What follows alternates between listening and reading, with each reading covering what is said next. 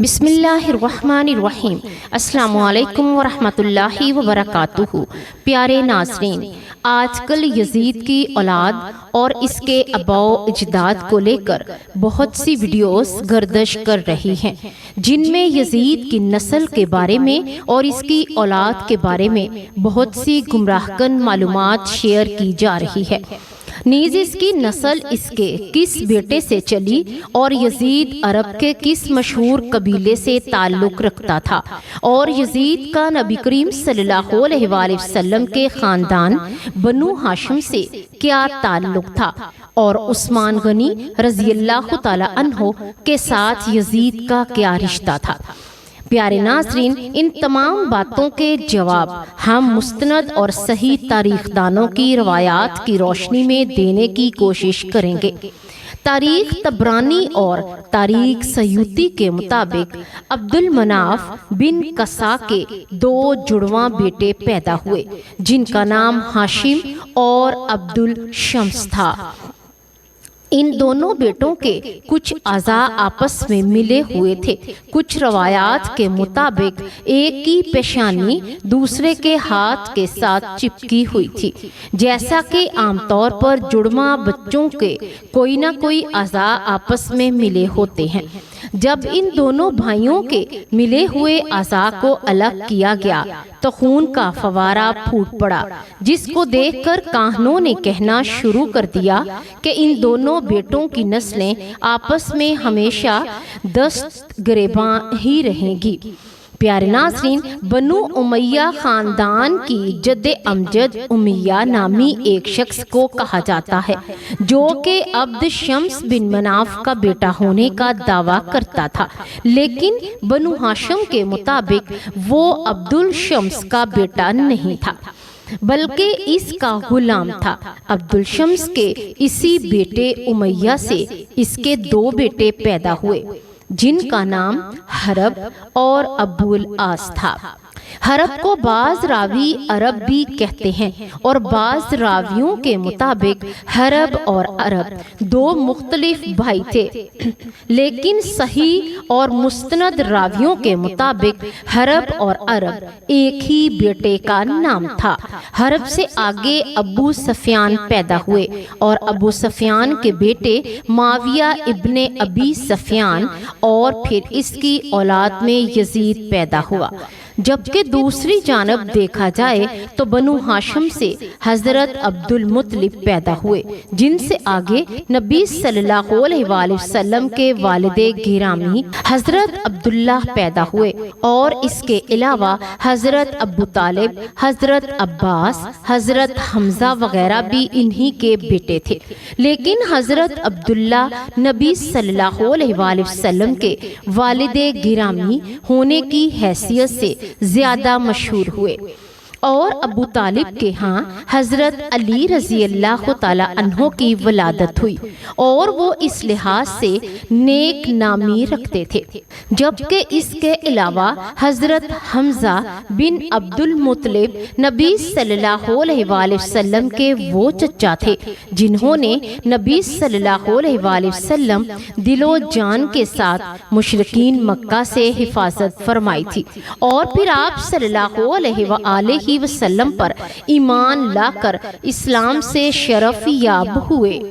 پیارے ناظرین، دیکھا جائے تو بنو امیہ اپنی جنگی صلاحیتوں کی وجہ سے عرب کے خطے میں مشہور تھے۔ یہ انتہائی جنگجو اور لڑاکا لوگ تھے، جبکہ بنو ہاشم نبی صلی اللہ علیہ وآلہ وسلم کا خاندان تھا، اور یہ لوگ دیندار تھے،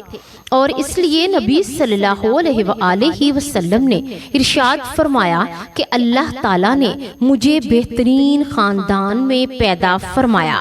پیارے ناظرین، ابو لہب بھی نبی پاک صلی اللہ علیہ وآلہ وسلم کا چچا تھا، لیکن یہ نبی صلی اللہ علیہ وآلہ وسلم کا سب سے بڑا دشمن بھی تھا، اور اس کی بیوی ام جمیل بھی آپ صلی اللہ علیہ وآلہ وسلم کی بہت بڑی دشمن تھی۔ ابو لہب کی نبی صلی اللہ علیہ وآلہ وسلم کے ساتھ دشمنی کا اندازہ اس بات سے لگایا جا سکتا ہے کہ اللہ تعالیٰ نے قرآن مجید کی ایک پوری سورت ابو لہب کی مذمت میں نازل فرمائی۔ جب ابو لہب نے نبی صلی اللہ علیہ وآلہ وسلم کی شان میں گستاخانہ جملے اپنی زبان سے نکالے تو اللہ تعالیٰ نے قرآن مجید کے ذریعے ابو لہب اور اس کی بیوی ام جمیل کو سخت عذاب کی وعید سنائی تھی، کیونکہ یہ دونوں میاں بیوی نبی صلی اللہ علیہ وآلہ وسلم کی دعوت توحید میں بھی رکاوٹیں ڈالا کرتے تھے۔ جب آپ صلی اللہ علیہ وآلہ وسلم مختلف وفود سے ملتے تو ان کو اللہ کی توحید اور اپنے نبوت سے آگاہ کرتے، تو آپ صلی اللہ علیہ وآلہ وسلم کے وہاں سے رخصت ہو جانے کے بعد یہ دونوں میاں بیوی وہاں آن پہنچتے اور ان وفود کو کہتے یہ ہمارا بھتیجا ہے اور یہ پاگل ہے، یہ جادوگر ہے، ان کی باتوں پر عمل نہ کرنا، نعوذ باللہ۔ پیارے ناظرین، امیہ کے دوسرے بیٹے ابو العاص سے آگے اس کے دو بیٹے پیدا ہوئے جن کے نام حکم اور عفان تھے۔ حکم سے ہی مروان اور عبد الملک پیدا ہوئے تھے۔ دیکھا جائے تو یزید کے بعد بنو امیہ کے سارے حکمران مروان بن حکم سے ہی تھے، کیونکہ یزید کے بیٹے معاویہ ابن یزید نے اپنے باپ یزید کی موت کے بعد خلافت سے دستبرداری کا اعلان کر دیا تھا۔ ایسے موقع کی تلاش میں مروان بن حکم بیٹھا تھا، چنانچہ اس نے معاویہ بن یزید کو قتل کروا کر تخت پر قبضہ کر لیا، اور پھر بنو امیہ کے سارے حکمران مروان بن حکم سے ہی پیدا ہوئے۔ پیارے ناظرین، بنو امیہ کی ہی تھے کہ اولاد حکم کے دوسرے بھائی عفان سے حضرت عثمان غنی پیدا ہوئے، اور اگر دیکھا جائے تو یزید کا حضرت عثمان غنی کے ساتھ رشتہ اس نقطے پر آ کر واضح ہو جاتا ہے کہ یزید اور حضرت عثمان غنی رضی اللہ تعالی عنہ کا جد ایک ہی شخص امیہ تھا، اور امیہ ہی نبی صلی اللہ علیہ وآلہ وسلم کے جد امجد بنو ہاشم کا بھتیجا تھا۔ بنو ہاشم اور بنو امیہ کے درمیان سب سے پہلی خانہ جنگی خانہ کعبہ کی تولیت کو لے کر ہوئی تھی، اور پھر بعد میں یہ خانہ جنگی نسل در نسل چلتی رہی۔ نبی پاک صلی اللہ علیہ وآلہ وسلم نے جب اعلان نبوت کیا تو بنو امیہ نے یہ کہہ کر آپ صلی اللہ علیہ وآلہ وسلم کی نبوت کو تسلیم کرنے سے انکار کر دیا کہ اگر نبوت ہوتی تو وہ ہمارے قبیلے سے ہوتی، کیونکہ ہمارا خاندان بنو ہاشم سے زیادہ طاقتور اور زیادہ بہتر ہے۔ لیکن ان کی اس طاقت کا غرور بھی نبی صلی اللہ علیہ وآلہ وسلم کے ذریعے اللہ تعالیٰ نے نکال دیا۔ جب فتح مکہ کے بعد موقع پر نبی صلی اللہ علیہ وآلہ وسلم مکہ مکرمہ میں داخل ہوئے تو آپ اس قدر عاجزی اور انکساری کے ساتھ مکہ مکرمہ میں ایک فاتحہ کی ایسی حیثیت سے داخل ہو رہے تھے کہ راوی بیان کرتے ہیں آپ صلی اللہ علیہ وآلہ وسلم کی گردن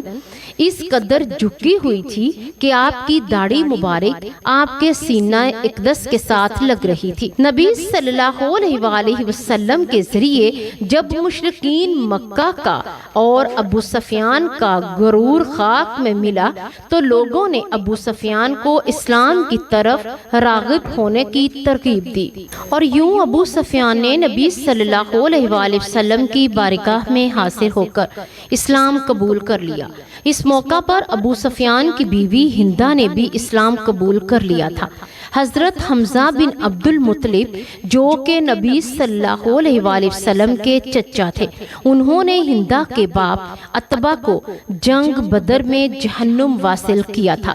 جس کا بدلہ لینے کے لیے ہندہ نے ایک وحشی نامی حبشی غلام کو حضرت حمزہ کو قتل کرنے پر مامور کیا تھا، اور اس نے حضرت حمزہ کو قتل کروانے کے بعد ان کی لاش کا مسئلہ بھی کیا تھا۔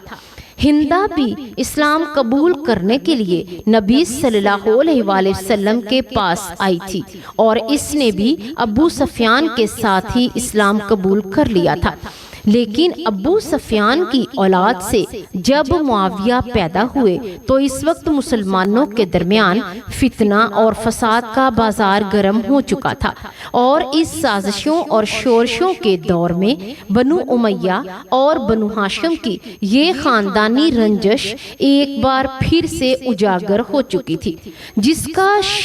شاخسانہ حضرت علی رضی اللہ تعالی عنہ کی شہادت کی صورت میں برآمد ہوا۔ اس سے پہلے عثمان بن عفان کی شہادت میں بھی معاویہ بن ابو سفیان کو مورد الزام ٹھہرایا جاتا ہے، لیکن بہت سے مورخین اس بات پر متفق نہیں ہیں۔ یزید کی اولاد کی بات کی جائے تو یزید نے اپنی تمام اولاد میں سے اپنے بیٹے معاویہ بن یزید کو ہی اپنا جانشین مقرر کیا تھا، کیونکہ یزید اس کو اپنے اس بیٹے سے بے پناہ محبت تھی، اور یزید نے اس کی تعلیم و تربیت میں بھی کوئی کسر نہیں چھوڑی تھی اور بہت اعلیٰ درجے پائے تھے، اور بڑے بڑے علماء سے ان کی تربیت کروائی تھی۔ یہی وجہ تھی کہ یزید کا یہ بیٹا اپنے باپ سے بالکل بہت مختلف شخصیت اور فطرت کا مالک تھا۔ اس نے اپنے باپ کی موت کے بعد جب تخت خلافت کو سنبھالا تو اس نے یہ کہہ کر خلافت سے دستبرداری کا اعلان کر دیا کہ میں اس خلافت کے قابل نہیں ہوں، بلکہ بعض روایات کے مطابق اس نے زین العابدین علیہ السلام کو بھی قاصد بھیجے اور خطوط لکھ کر خلافت کی پیشکش کی، لیکن امام زین العابدین نے اس کی پیشکش کو ٹھکرا دیا۔ معاویہ بن یزید کی دستبرداری کے بعد مروان بن حکم نے اس کو مروا دیا اور خود تخت خلافت پر پرجمان ہو گیا۔ معاویہ بن یزید کے علاوہ بھی یزید کا ایک بیٹا خالد بن یزید اور عبداللہ بن یزید بھی مشہور ہیں۔ خالد بن یزید کے بارے میں لکھا جاتا ہے کہ اس نے علم کیمیا حاصل کیا تھا، اور یزید کی ایک بیٹی عاتقہ بھی تھی۔ یہ اپنی سخاوت کی وجہ سے بہت مشہور تھی، اور بعض روایات میں اسے خاص علم حدیث پر عبور حاصل ہونے کی وجہ سے عالمہ دین بھی قرار دیا ہے۔ اس کی وجہ شہرت میں ایک اور اہم بات یہ ہے کہ یہ 12 اموی خلفاء کے ساتھ قرابت اور رشتہ داری رکھتی تھی، کیونکہ اس کے ساتھ اس کا دادا، باپ اور بھائی، اس کا سسر، شوہر اور ایک بیٹا، 3 سوتیلے بھائی، یہ سب کے سب اموی خلفاء تھے۔ اس کے علاوہ یزید کی بیٹیوں میں رملہ، ام عبد الرحمن، ام یزید اور ام محمد بھی شامل ہیں۔ یاد رہے کہ علماء اکرام اور تمام تواریخ کا اس بات پر بھی اجماع ہے کہ یزید بدبخت کی اولاد میں سے اب کسی کو بھی کوئی اولاد دنیا کے کسی خطے میں موجود نہیں ہے۔ وہ سب کے سب ان کی اولادیں بھی مر چکی ہیں اور یزید کی نسل ختم ہو چکی ہے، لیکن کچھ تاریخ دان اس بات پر متفق ہیں کہ بنو امیہ کی نسل یزید کے ذریعے جاری نہیں رہی، بلکہ مروان بن حکم کے ذریعے جاری رہی، کیونکہ مروان بن حکم بھی بنو امیہ سے تعلق رکھتا تھا، اور مروان بن حکم کی اولاد کے بارے میں روایات میں آتا ہے کہ شام کے کچھ علاقوں میں مروان کی اولاد آباد ہے، اور تامل ناڈو میں بھی کچھ قبیلے ایسے ہیں جو مروان کی اولاد ہونے کے دعوے دار ہیں۔ اس کے علاوہ اسپین میں بھی مروان بن حکم کی نسل کی کچھ باقیات ابھی موجود ہیں۔ پیارے ناظرین، یزید کی بیویوں میں ایک نام ام محمد کا بھی لیا جاتا ہے، جو کہ حضرت علی رضی اللہ تعالی عنہ بھائی حضرت جعفر طیار کے صاحبزادے عبداللہ بن جعفر کی بیوی ہیں۔ یہ عبداللہ بن جعفر وہی ہیں جن کی حضرت زینب بنت علی المرتضی سے شادی ہوئی تھی، لیکن انہوں نے سیدہ زینب بنت علی کو طلاق دے دی تھی، اور ان کی دوسری بیوی سے ان کی بیٹی بھی پیدا ہوئی تھی، جس کا نام